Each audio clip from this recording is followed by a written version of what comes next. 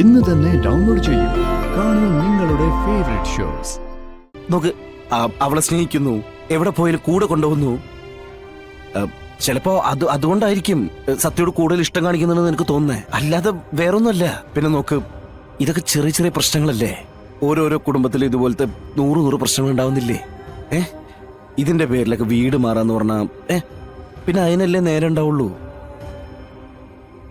പിന്നെ അത് മാത്രമല്ല, നോക്ക്, രോഹിത്തിന് പറയാൻ നല്ലൊരു ജോലി പോലും ഇല്ല. പിന്നെ എങ്ങനെയാ നിങ്ങൾ ജീവിക്കുക? നീ എന്താ അത് ചിന്തിക്കാത്ത ശ്യാമേ? അതൊന്ന് പറയാൻ കൂടിയിട്ടാ ഞാനിവിടെ വിഷ്ണുവേട്ടനെ കാത്തു നിന്നത്. രോഹിത്തിന് പുറത്തേക്ക് പോകാൻ ഒരു ചാൻസ് വന്നിട്ടുണ്ട്. അത് ശരിയായ ഞങ്ങൾ എന്തായാലും ഇവിടുന്ന് പോവും. പിന്നെ പോകുമ്പോ ഞങ്ങള് പപ്പിമോളെയും കൊണ്ടുപോകും.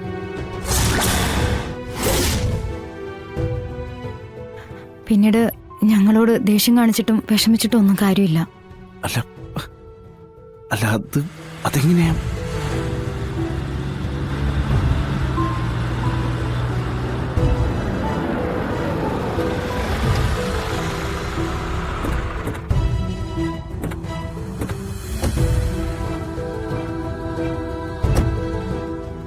അച്ഛാ, വിഷ്ണു അച്ഛാ.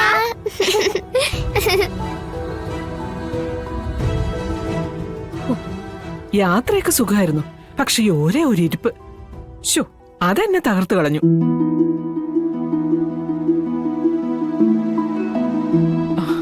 പൊന്നി, നീ ഇത്തിരി വെള്ളം ചൂടാക്കാൻ വെച്ചേ. ഇനി ഒന്ന് കുളിച്ചാലേ ഈ ക്ഷീണമൊക്കെ ഒന്ന് മാറും.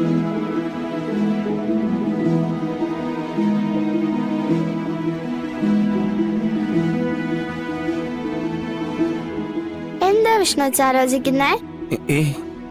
ഒന്നുമില്ല. പിന്നെ എങ്ങനെ ഉണ്ടായിരുന്നു യാത്രയൊക്കെ? അടിപൊളി. കൃഷ്ണനെ കണ്ടോ? കണ്ടച്ചാ, കൊറേ നേരം നിക്കേണ്ടി വന്നു. പക്ഷേ അമ്മയ്ക്കും വരാൻ പാടില്ലായിരുന്നോ? നല്ല രസമായിരുന്നല്ലോ.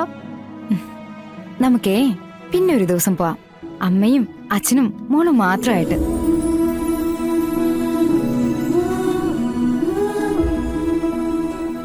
വിഷ്ണു അച്ഛാ, ഞങ്ങള് ഗുരുവായൂർ കേശവന്റെ പ്രതിമ കണ്ടു. ജീവനുണ്ടെന്നേ തോന്നു. എന്നിട്ട് മകള് ഫോട്ടോസ് ഒക്കെ എടുത്തോ? കൊറേ ഫോട്ടോ എടുത്തു. ഞാനും സത്യം എടുത്തു.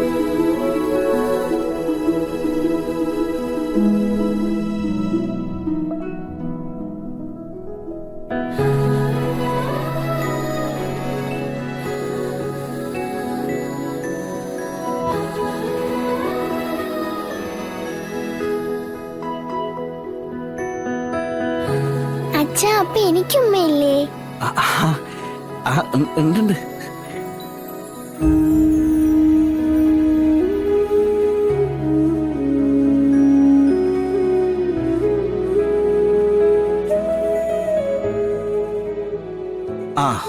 എന്നല്ലേ രണ്ടുപേരും ഫ്രഷ് ആയിട്ട് കുടിച്ചിട്ട് എന്തായാലും കഴിക്ക്. യാത്ര കഴിഞ്ഞ് വന്നല്ലേ, ക്ഷീണം കാണും. ചെല്ലേ. വാ പപ്പി.